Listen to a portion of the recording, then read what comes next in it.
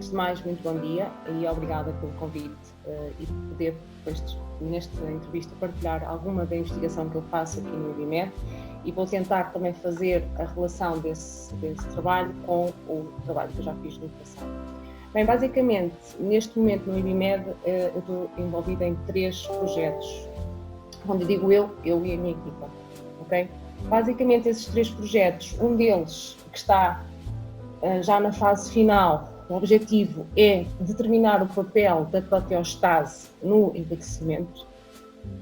Basicamente, o objetivo é nós, usando como modelo animal os ratinhos, perceber, comprovar que de facto existe uma disrupção da proteostase ao longo do envelhecimento e ver se isso se traduz na acumulação de proteínas agregadas ao longo da idade.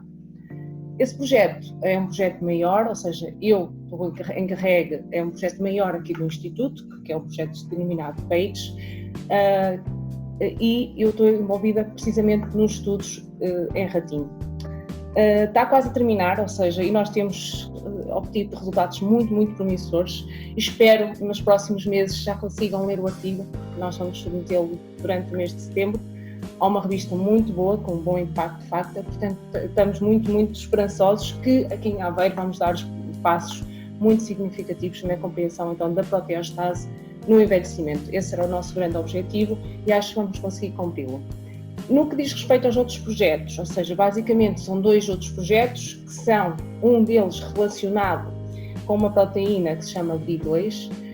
A proteína BRI2 é uma proteína central de 2 tipos de demências, já foi estudada e associada, quando mutada, a 2 tipos de demências, mas o nosso interesse nem é tanto, ou seja, desviou-se ligeiramente desse foco, que é estas doenças, essas demências, porque nós costumamos, com o intuito de estudar essas demências, nós começamos a estudar a biologia da proteína e conseguimos nos aperceber de coisas muito importantes, ou seja, relacionadas com a sua função. E o que foi? Basicamente nós conseguimos estudar, perceber que esta proteína é uma fosfoproteína, ou seja, é regulada por fosforilação, ok? E ao ser regulada por fosforilação, nós resolvemos usar uma estratégia molecular para modelar esta fosforilação. E o que é que nós fizemos? Modelamos o local de ligação a uma proteína, que é uma fosfatase, que é a proteína fosfatase 1. Nós impedimos, alterando molecularmente, nós mutamos os aminoácidos e impedimos que esta proteína BRI2 se ligasse à proteína fosfatase 1. Ora bem, se a proteína BRI2 não se ligar à proteína fosfatase 1, ela não é desfosforilada por ela. Okay? O que significa que quando ela não é desfosforilada, foi uma grande surpresa quando nós fizemos estas experiências, verificamos que quando ela fica no estado fosforilado, ela produz um fenótipo de diferenciação neuronal. Okay? Isto teve um grande impacto.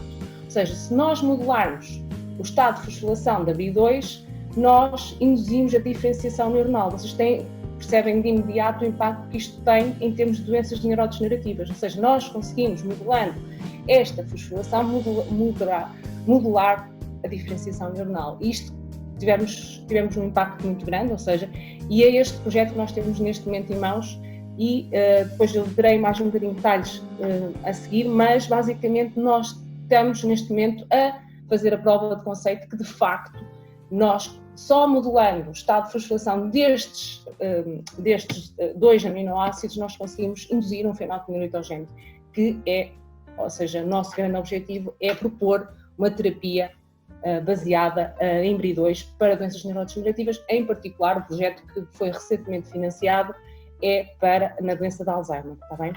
Pronto. Este é o segundo projeto. Depois outro projeto que começou muito recentemente, que é um grande desafio para mim, porque estamos a tentar fazer um projeto mais translacional, ou seja, mais direcionado para a componente mais clínica, que é da distrofia miotónica tipo 1. Basicamente, parece assim doenças um bocadinho diferentes, todas elas, mas assim, o que tem em comum entre elas é de facto todas elas serem as proteínas centrais, serem fosfoproteínas, ou seja, e todas elas serem reguladas por fosforilação e, como é óbvio, durante estes anos todos que eu trabalho na investigação, sempre me debrucei sobre este mecanismo e por isso a escolha destas doenças em particular. No caso de distrofia miotónica tipo 1 é uma doença rara, incurável, ok? Uma doença em cujos pacientes desenvolvem fenótipos muito graves e sem cura. Portanto, sem cura e com dificuldade de diagnóstico. Portanto, o nosso objetivo é de facto a compreensão da base molecular e celular desta patologia. Estamos a trabalhar num trabalho muito interessante, colaborativo com o Hospital de Penafiel. Lá em Penafiel nós conseguimos já recolher material de 33 doentes e vários controlos, e estamos mesmo nesta fase já, passando toda a parte ética e burocrática que é preciso, foi mais de um ano só para avançarmos nessa parte, mas estamos já a analisar as amostras e vamos fazer um estudo super completo e pioneiro em Portugal e mesmo pioneiro em termos internacionais. Ou seja, são estes 3 principais objetivos neste momento. Tenho pessoas dedicadas aos diferentes projetos e pronto, são estes os principais desafios neste momento, à data.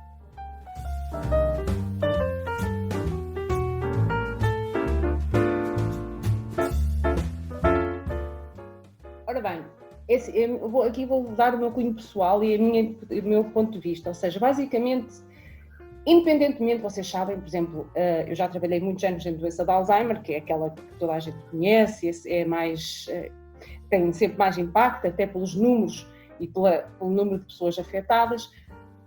Assim, várias pessoas trabalham em doença de Alzheimer, várias pessoas trabalham, por exemplo, em distrofia miotónica. Só que assim, o olhar para a doença depende do nosso background científico, ok? Ou seja, se eu olho para estas doenças, tendo por base aquilo que é o meu conhecimento e aquilo que é as áreas de expertise. Ou seja, se eu me treinei, por exemplo, eu quando comecei na doença de Alzheimer, eu tornei-me expert, também porque tive os meus orientadores, ambos eram especialistas em fosforilação de proteínas, eu tornei-me, obviamente, fui uma boa pupila e tornei-me também expert em fosforilação de proteínas. Ou seja, quando eu olho para estas patologias, eu olho sempre por este prisma. E por isso é que eu acredito que na investigação ter equipas multidisciplinares, por exemplo, a estudar uma patologia, a estudar a base molecular de uma determinada doença, olharmos todos, apesar de ser o mesmo, ok? O desafio, a pergunta ser a mesma, eu consigo olhar pelo prisma de fosforilação de proteínas, o colega consegue olhar da parte do gene e as interações, as mutilações, tudo isso, e isso sim, quando se faz uma equipa multidisciplinar e a abordagem multidisciplinar a estas doenças são muito importantes, porque eu acredito que apesar de todos estudarmos, ou tentarmos elucidar, que é o grande desafio neste momento, elucidar a base molecular de algumas destas patologias, porque não se sabe muito acerca delas, a doença de Alzheimer sabe-se muito mais porque tem sido investido muito dinheiro, mas nestas mais raras, não é? Como a distonia, as demências mais raras, como são estas que eu tenho estudado, e mesmo a distrofia miotónica, obviamente que não tem tido tanto impacto e é preciso um grande trabalho aqui, e a minha ótica é que tem que ser o desafio, é fazermos equipas multidisciplinares, e acho que isso é o ponto mais importante que eu gostava também de salientar aqui, não é?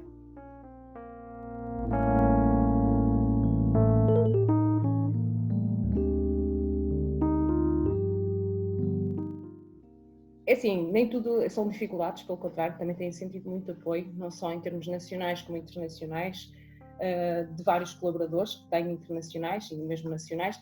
A questão é, as dificuldades. Nós aqui em Aveiro, quando, não digo eu, mas quando os meus orientadores de mestrado e doutoramento começaram aqui em Aveiro, esta área praticamente não existia, a parte molecular e celular praticamente não existia, ou seja, estava a dar os primeiros passos, isto nem posso dizer há quantos anos atrás, porque senão, mas há muitos anos.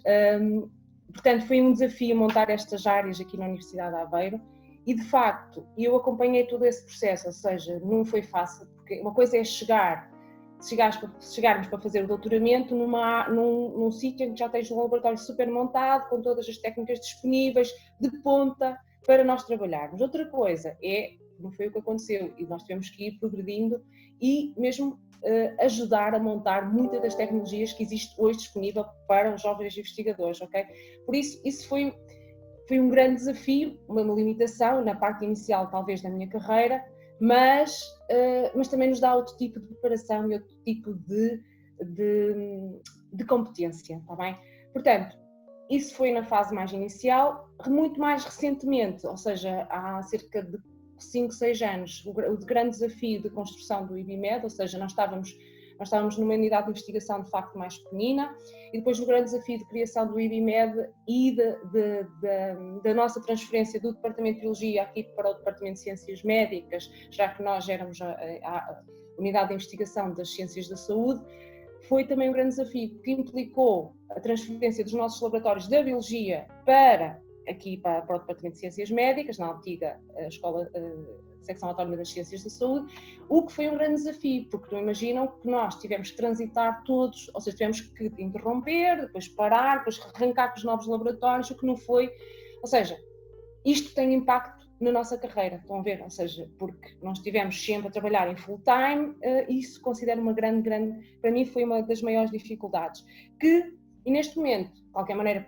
tenho orgulho do que se construiu, também estive sempre por dentro, mesmo a parte, por exemplo, eu fui encarregue da parte do biotério e sinto orgulho daquilo que foi construído, e não só do biotério, mas das outras infraestruturas do IBMED, e tenho mesmo orgulho que foi criada uma coisa consistente, só que é como eu vos digo, mesmo assim, não, ainda faltam-nos algumas coisas para estarmos totalmente operacionais, se bem que, eu volto a dizer, que temos condições excelentes cá no IBMED, ok? Pronto. Essa foi talvez a maior dificuldade que eu enfrentei ao longo dos anos. Depois, as condições, depois também a parte do financiamento, porque a parte do financiamento é que, às vezes vocês podem pensar, nós conseguimos fazer exatamente o que queremos, conseguimos, com um jeito que nós conseguimos exatamente seguir os projetos que temos em mente e responder às nossas perguntas e cumprimos os objetivos propostos. Só que às vezes nós submetemos 2 a 3 projetos e só um é que é financiado, e até um projeto em parceria, que era aquele que até nem estava tão, não vou dizer assim, como é que eu ia dizer isto, ou seja, que era aquele que eu até estava assim mais secundário, estão a ver? Mas foi esse que foi financiado. O que é que significa? Que nós temos que alocar a nossa equipa e o nosso tempo para dar resposta a esse projeto. Se bem que isso eu nem vejo, às vezes penso assim, isso também não é uma limitação, porque às vezes esses projetos trazem-nos outras perspectivas completamente diferentes para a temática que nós estamos a trabalhar, e acaba por ser muito, até muito gratificante. Só para vos dar um exemplo, por exemplo, eu trabalhei num projeto, eu não sou expert em espermatogênese, nem de perto nem de longe, só que nós há uns anos temos um projeto, há anos, já há uns 4 anos, 5 anos, temos um projeto financiado de espermatogênese. E eu estava na equipa e depois propuseram-me, eu tinha que dar resposta ao projeto, porque estava lá escrito isso, e eu disse, pronto, a minha contribuição será, obviamente, aquilo que está estipulado, e será porque, para além de eu estudar estas doenças mais raras, neurológicas, eu tenho-me tornado especialista num organelo em particular, que é o núcleo e o envelope nuclear, ou seja, e toda a montagem deste organelo no funcionamento das várias funções nucleares, ok? E eu disse, eu posso dar contributo na espermatogênese, não na espermatogênese em si, mas perceber como é que o envelope nuclear e as proteínas do envelope nuclear comandam a espermatogênese. E isso, eu tive resultados super interessantes, ou seja, mesmo, vocês verem que às vezes eu não estava entusiasmada, mas aquilo não era o meu principal projeto, eu tinha outros projetos que eu estava super entusiasmada, mas de repente começámos a ter resultados tão interessantes que, assim, uau, espetacular, conseguimos dar aqui um grande input. E só para vocês terem noção, o ano passado, em 2019, publicámos um artigo em que a minha aluna Kátia, a minha aluna de doutoramento, foi a primeira autora, numa revista de muito elevado impact factor, e eu recebi um e-mail de um expert da área mundial, da área de espermatogênese, a dar-me os parabéns pelo artigo. Porquê? Porque eu fiz uma revisão do contributo do envelope nuclear na espermatogênese, ou seja, o meu contributo foi, de facto, pôr tudo em cima da mesa, o que é que já se sabe da contribuição do envelope nuclear, é tão engraçado como é que simples proteínas associadas à volta do núcleo conseguem comandar a cromatina, conseguem comandar várias etapas da espermatogênese. E isso eu pus, claro que dei os meus contributos em termos de investigação e publiquei, e depois consegui organizar isso tudo num artigo de revisão e recebi os parabéns pessoais desse grande cientista na área da espermatogênese. E ainda que eu não me considere nada expert em espermatogênese, como eu digo, eu sou especialista, e isso posso dizer com certeza, em envelope nuclear, porque me tenho especializado, e consigo olhar, lá está, para a espermatogênese por este prisma do envelope nuclear. Estão a perceber o que eu quero dizer? E lá está, a gente olha sempre pelo prisma e consegue dar os contributos pelo prisma daquilo que se vai tornando expert, ou seja, porque realmente a investigação e a ciência faz-se da acumulação de conhecimento, não é? E é isso. Fugi um bocadinho à parte das limitações. Realmente a limitação é, muitas vezes, o financiamento, está bem?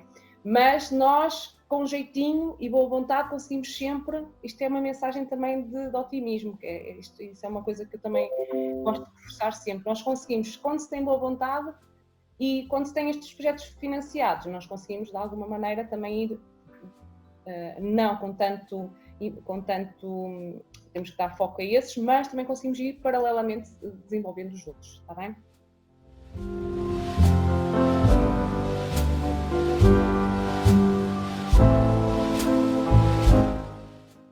Pronto, isto para mostrar que, de facto, como eu já disse anteriormente, o meu grande foco, se eu conseguir resumir assim, é da minha investigação desde sempre, okay? Desde sempre, é estudar os mecanismos moleculares subjacentes a doenças neurológicas. Desde a doença de Alzheimer, ou seja, só para terem noção, a doença de Alzheimer, eu estudei a doença de Alzheimer e continuo a estudar, ou seja, eu sou muitas vezes chamada para projetos desta área, dada a minha expertise de muitos anos, ou seja, há mais de 20 anos que eu trabalho nesta doença, ou seja, só para terem noção. O que significa que eu dediquei-me já desde a licenciatura, ou seja, o meu estágio, o meu perfil académico, ou seja, desde o estágio da licenciatura, eu fiz um projeto de estágio na doença de Alzheimer, na base molecular, depois progredi para mestrado e depois para doutoramento. Não foi sempre a mesma temática, mas basicamente o que é que eu estudei sempre foi, como devem saber, a doença é chamada existe uma desregulação da proteína, de uma proteína ou de várias proteínas a nível da fosforilação, ok? A própria doença, a própria proteína central desta doença é a APP, que é o acrónimo para Alzheimer's Amyloid Precursor Protein, é desregulada. Quando se desregulada, os seus níveis de fosforilação estão desregulados. E isso, na altura, quando eu comecei a estudar, sabia-se pouquíssimo, ok? E nós o que é que resolvemos? Resolvemos fazer uma estratégia muito inovadora, que para agora, para a data, se eu vos disser qual foi, vocês dizem, isso não é nada inovador, mas naquela altura era muito inovadora. Nós resolvemos modular o estado de fosforilação de uma estratégia muito elegante, que foi, ou seja, só aqui um paralelismo, eu acho que todos vocês na nossa área entendem o que é a fosforilação, mas quando eu digo modular a fosforilação, o que é que nós vamos fazer? Vamos alterar a serina, a trionina ou a tirosina para um outro aminoácido, ok? Ou seja, se eu tiver uma serina, trionina ou tirosina e modulá-lo para, por exemplo, uma alanina, ok? O que é que vai acontecer? Neste caso, em vez de termos lá uma serina, pusermos lá uma alanina, este aminoácido, em particular, ou este resíduo, não pode mais ser fosforilado, ok? Se eu, em vez de uma alanina, substituí-la, se for o caso de uma serina, por um glutamato, ok? O que é que acontece? Aqui vamos monetizar o estado sempre fosforilado, está bem? E foi esta estratégia que nós usamos, ou seja, eu fiz mutantes, que chamamos mutantes de fosforilação, para, no fundo, mimetizar o estado fosforilado e desfosforilado de um aminoácido em particular. E eu mudei um domínio particular que era muito importante para a endocitose desta proteína, ou seja, e sabia-se que durante essa endocitose, ok, da proteína, que é uma proteína transmembranar, está à superfície da célula, ela era endocitada e era clivada e produzia o tal fragmento tóxico, que é o A-beta, que se acumula nas placas de Alzheimer, ok? O que é que aconteceu? Quando eu modulei a fosforilação, eu vi que impedia a formação do A-beta. E isto também teve um impacto muito, muito importante, porque se nós impedíssemos a formação da beta, nós de certa forma podíamos prevenir a doença de Alzheimer. Outra coisa elegante que nós fizemos nesta abordagem metodológica, durante isto foi métodos muito inovadores que nós montamos na parte do meu mestrado e doutoramento, foi eu, em conjunto, na altura trabalhava em parceria com a professora Sandra Vieira, que vocês também conhecem bem, ou seja, basicamente nós fizemos um modelo em que estes mutantes pusemos-lhe um tag fluorescente e conseguíamos seguir a proteína in vivo através desse tag fluorescente ao microscópio, ok? Isso também trouxe-nos muitas vantagens, ou seja, bastava expressarmos estes mutantes e seguir o trajeto da proteína mutada e não mutada, ou seja, o wild type. E foi uma estratégia muito interessante. Ou seja, isto neste período fez com que eu tornasse, de facto, efetivamente, expert em fosforilação de proteínas e de estratégias de modular esta fosforilação, e depois isso, no fundo, levou-me às outras, este trabalho, como eu disse, foi o meu trabalho de mestrado, doutoramento e mesmo pós-doutoramento, ou seja, o meu pós-doc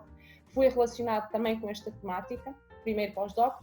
Depois, quando eu terminei essa parte do pós-doc, comecei a trabalhar em doenças mais, aquilo que eu chamo de doenças neurológicas na mesma, em que as proteínas centrais são fosfoproteínas, ok?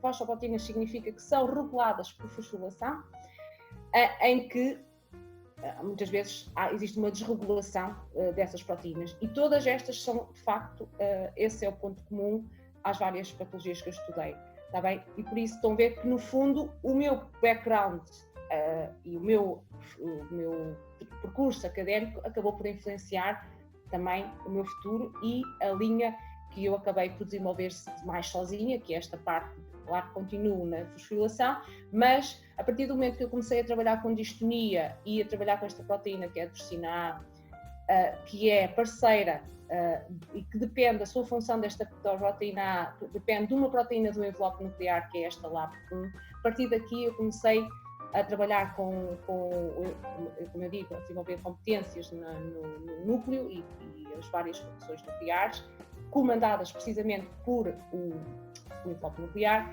e comandadas em parceria com estas proteínas, com a LAP, mas com outras proteínas, com a hemerina, com a SHAN, com as nespinas, ou seja, com outras proteínas que de facto são fundamentais para estas patologias mais raras, que são as envelopatias nucleares, nomeadamente distrofias musculares, cardiomiopatias e mesmo distonias que também podem resultar de mutações nestes genes das proteínas do envelope nuclear. Ou seja, todo este trabalho, de facto, já é a minha nova área de investigação que eu tenho ainda tentado desenvolver aqui no IBMED, está bem? Ou seja, claro que tendo ponto de partida comum, não é? Mas que agora estou a divergir para uma coisa ligeiramente diferente, só que nunca saio muito da fosforilação, porque isso é a minha área de expertise, está bem? E isso vou sempre mantendo.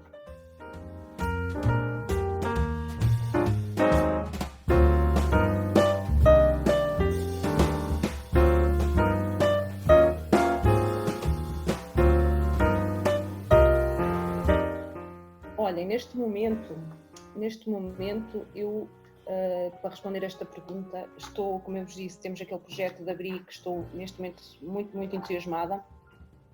Este projeto que eu ganhei recentemente, foi financiado recentemente, é um projeto, aquilo que eu chamo de prova de conceito, em que eu vou tentar mostrar inequivocamente que ABRI2, modelando um estado de fosforilação de ABRI2, eu consigo induzir um fenótipo neurotogénico. E para isso eu vou usar peptídeos, que neste momento, ou seja, é um projeto em colaboração entre entre a Universidade de Aveiro e o Karolinska na Suécia, o Instituto de Karolinska. Basicamente lá vão ser gerados peptídeos, que já estamos nesta fase, eles vão ser sintetizados, para nós conseguirmos modelar. Então temos o peptídeo de ABRI2 N-terminal e nós vamos modelar esse peptídeo, vamos mimetizar o estado fosforilado e desfosforilado e vamos tentar adicionar esse peptídeo às células e verificar se de facto só na presença do peptídeo nós vamos conseguir induzir esse fenótipo. Se nós conseguirmos, está concluída, se isso efetivamente acontecer, e o que eu acho é que vai acontecer mais quando, dados os nossos resultados preliminares, que são muito robustos, que foi o trabalho de doutoramento da minha aluna Filipa Martins, ou seja, que ela neste momento é pós-doc, e ela é ela que está a continuar o trabalho, basicamente. Se nós conseguirmos, agora em células, e este trabalho, o desafio, nós já fizemos isso ligeiramente diferente, mas fizemos em células em cultura, nós agora vamos fazer este trabalho, todo este trabalho com os peptídeos vai ser em células neuronais estaminais, ou seja, neural stem cells, ou seja, wild type, e depois vamos fazer o mesmo nas células AD, ok? Com doença de Alzheimer. Se nós conseguirmos induzir um fenótipo de neuritogénese nas células wild type e depois em AD, só adicionando, e vamos fazer algumas variações destes peptídeos para ver qual é que é o mais eficiente na indução da neuritogénese, aqui sim nós estamos em condições de propor e avançarmos, propor uma nova terapia para AD baseada precisamente nos peptídeos de ABRI2. Esta é aquela fase inicial de prova de conceito. Se correr bem, vamos avançar para os ensaios de ratinho, e se correr bem, esperamos um dia chegar aos ensaios, se bem que isto demora tempo, vocês sabem, não é? Se bem que eu estou muito, muito entusiasmada, os meus colaboradores na Karolinska também estão muito, muito entusiasmados, porque quando vocês perguntaram, ou há bocado nem me lembrei de dizer isto, mas basicamente o trabalho da BRI2 resume-se, quem está a estudar BRI2 resume-se a um grupo nos Estados Unidos, que eu conheço bem, do professor Adámio, este grupo no Karolinska, e nós em Portugal. Portanto, são basicamente 3 grupos e nós basicamente estamos todos alinhados para que isto efetivamente funcione, ou seja, é um projeto mesmo colaborativo que não, pronto, e o facto de nós nos termos conhecido no último congresso fomentou também mais esta colaboração, e acho que se resultar vai ser um projeto conjunto entre pelo menos o Karolinska e a Universidade de Aveiro para propor aqui de facto uma terapia baseada em BRI2 na doença de Alzheimer. Espero que resulte. Vão tendo notícias. Lá entusiasmados nós estamos.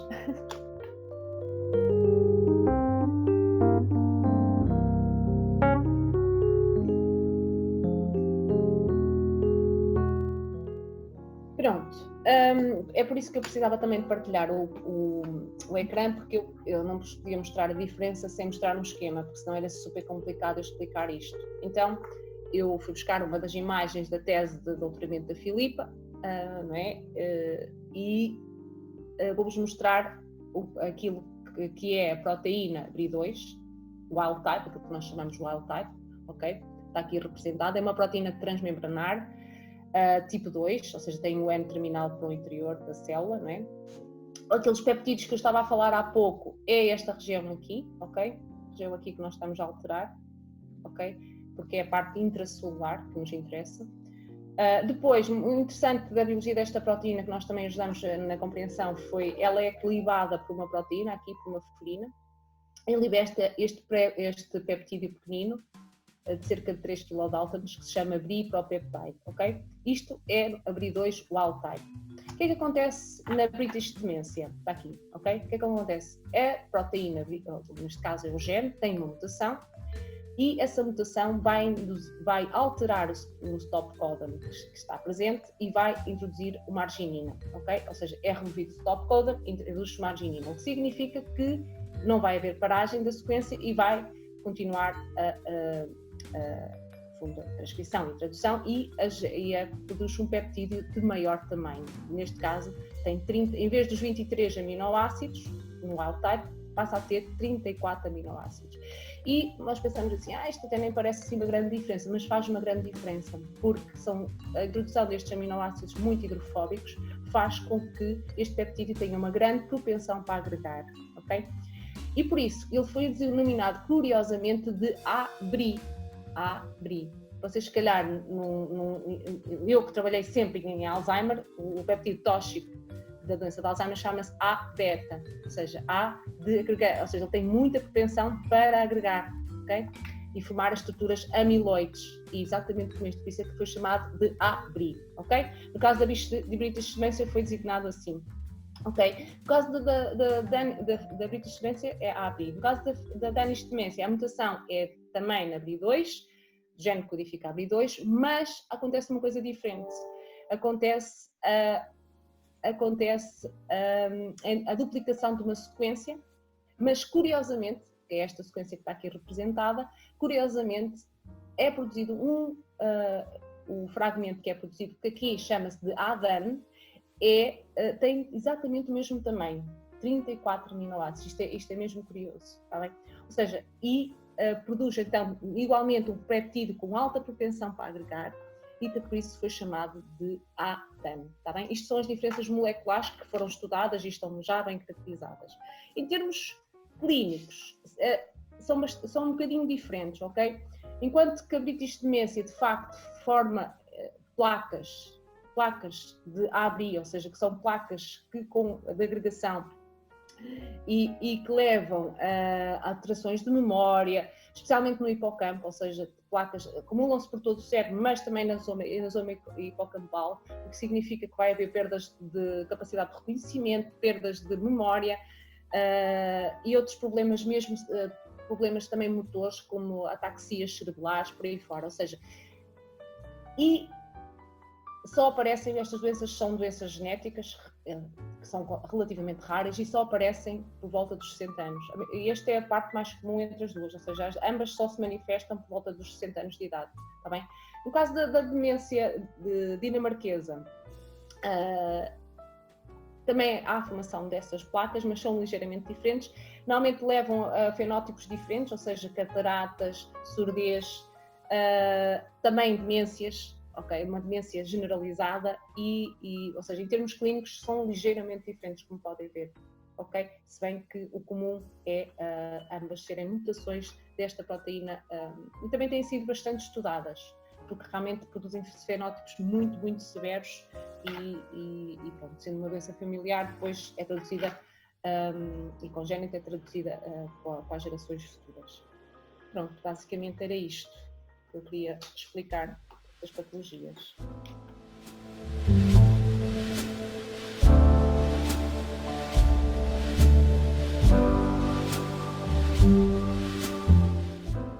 O nosso trabalho com a LAP1 basicamente iniciou-se precisamente porque é uma parceira de ligação da proteína central desta distonia de I2. Ou seja, a LAP1 interage com a toxina A.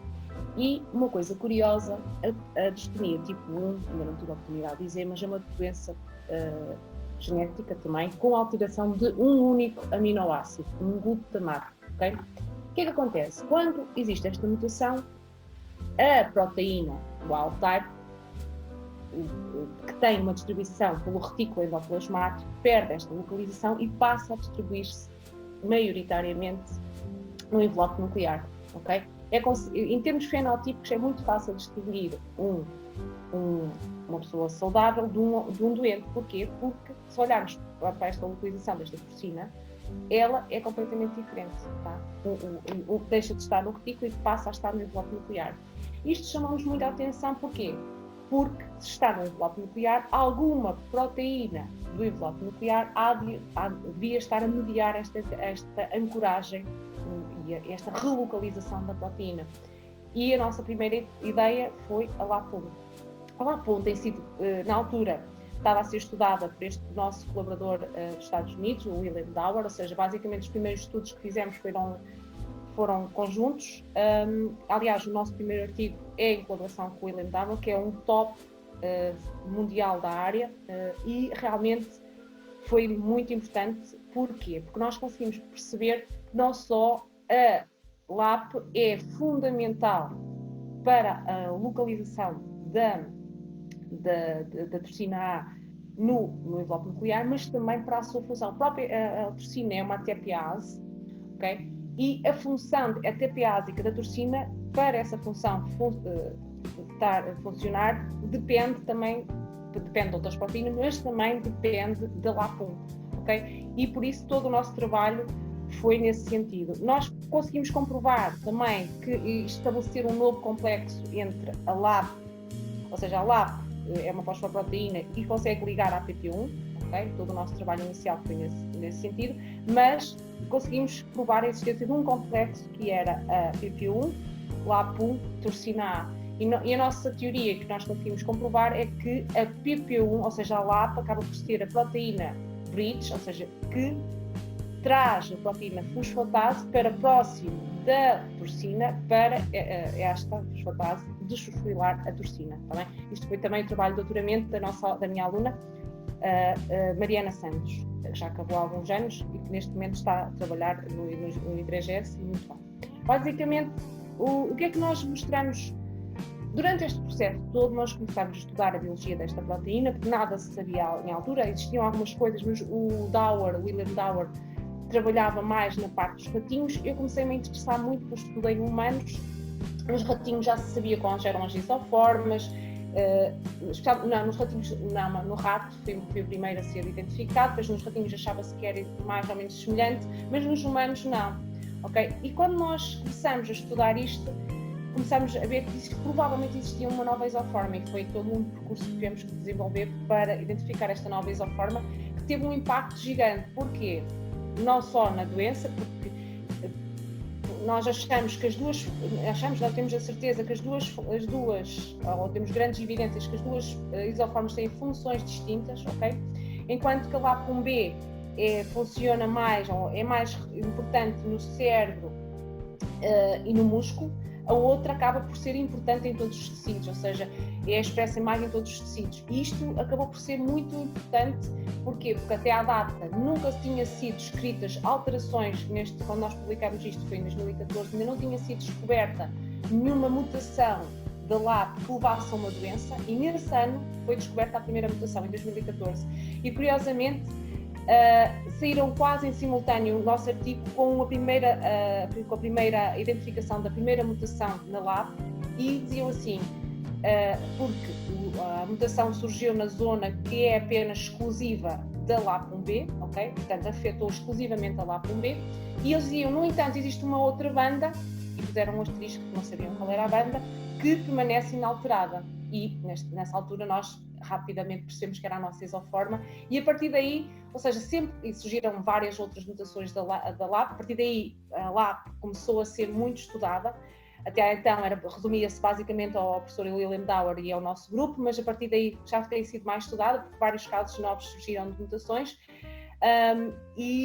mas para perceberem que a partir daí as duas proteínas humanas começaram a ser nomeadas, LAP1B e LAP1C, por causa do nosso estudo e por causa, ou seja, teve um grande impacto efetivamente, não é?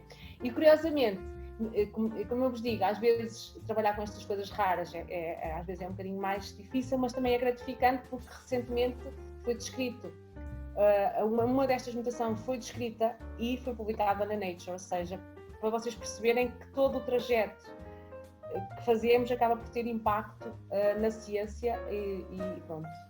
Ainda que tenha sido um trabalho muito difícil, e só quando só a espectrometria de massa conseguiu comprovar a existência destas duas isoformas, e foi um trabalho, tentamos tudo e mais alguma coisa, e só depois a espectrometria de massa é que nos permitiu esta identificação.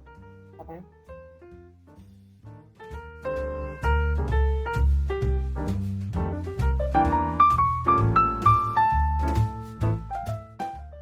Ok, esta é, na minha ótica, a mais difícil de responder.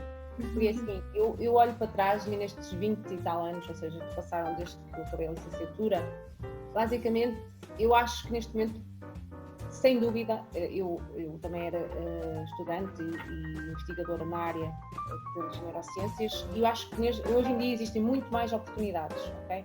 Não só em termos nacionais, como também internacionais, ok? Vocês têm uma panóplia de oferta que na altura nós não tínhamos, ok?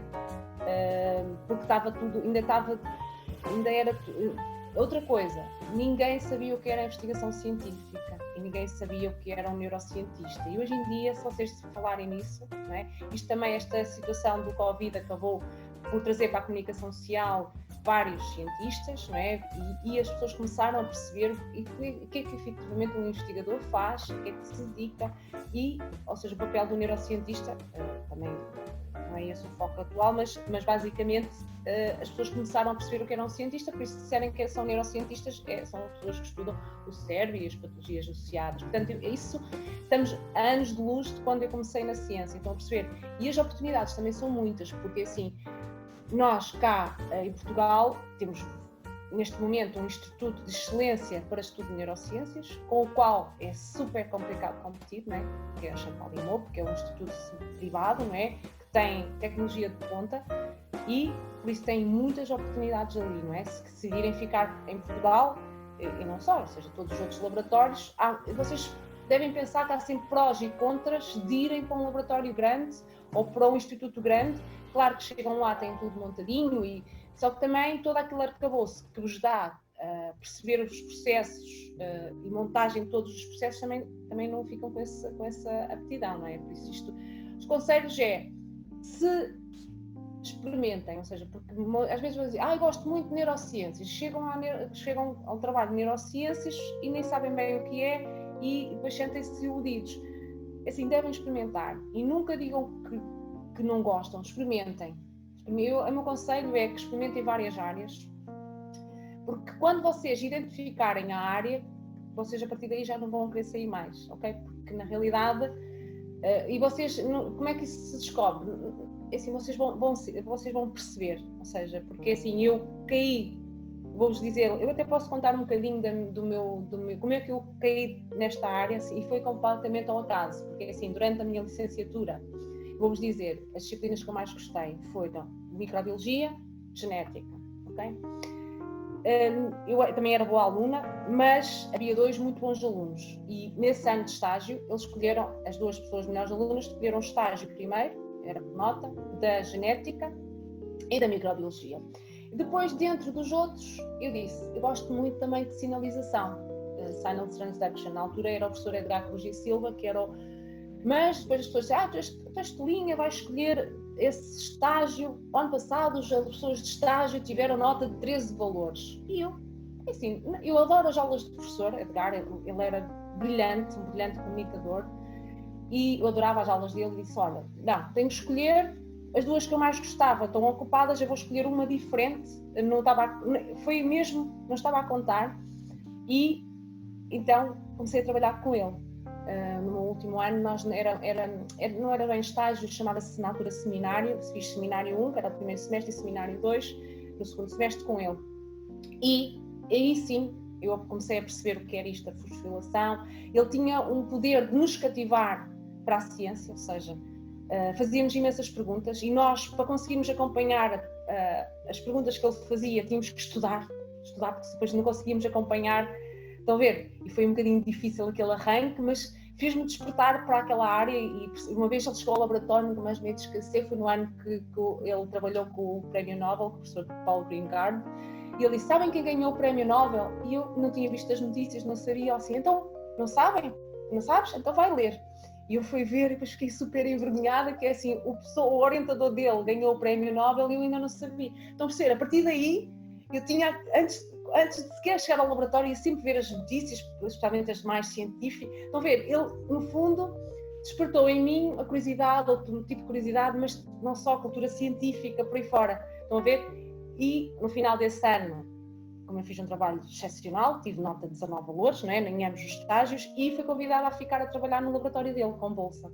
Portanto, estão a ver, nada faria prever que eu ia adorar e ia me apaixonar por esta área, ou seja, e não só, ele iniciei-me na parte de sinalização, como eu vos disse, sinalização molecular, e depois comecei a trabalhar mais em Alzheimer quando a professora Odete se juntou à equipa, e um bocadinho mais tarde, ou seja, e o conselho que eu dou é, quando encontrarem aquilo que gostam, trabalhem, porque assim, só o fruto do trabalho é que dará bons resultados, porque assim, realmente eu trabalhei bastante no estágio, eu passava o dia todo no laboratório, de manhã à noite, mas porque queria, ninguém me mandava, estão a ver, eu gostei imenso do trabalho que fazia, e tivemos que montar algumas técnicas de raiz, e era muito desafiador, enquanto aquilo não resultava, isso é o maior conselho que eu posso dar, quando vocês gostam de uma coisa, trabalhar afincada, não desistir às primeiras adversidades, que vão ser muitas, ok? A ciência, vocês sabem que metade das experiências que fazemos não dão aquilo que a gente está à espera, mas isso não é necessariamente mau, a gente tem que aprender a olhar para os resultados e ser perseverantes e nunca desistir. Portanto, esse é o maior conselho que eu posso vos dar. A área, estão a ver que às vezes a gente tem ideia de uma área e depois vai ligeiramente ao lado e contra a área que se realiza. Estão a perceber? Às vezes, para vocês, às vezes eu gosto de dar este exemplo, que foi o meu exemplo pessoal, para também perceberem que não, e vocês são demasiado novos, podem experimentar uma área e dizer assim, não, definitivamente não gosto, e irem para outra área completamente diferente e serem felizes. O mais importante é que vocês trabalhem numa área que se sintam bem e que sejam felizes no trabalho. Se não estiverem felizes, não vão conseguir fazer um excelente trabalho, que é o que, nesta área, nós precisamos fazer trabalhos de excelência, não é? E claro que acompanhados sempre por uma equipa boa de trabalho, que são os orientadores, os colegas de trabalho, que são fundamentais para que nós chegamos a bom porto, está bem? Isso é sempre importante, trabalho de equipa e sermos amigos uns dos outros. Pronto, basicamente.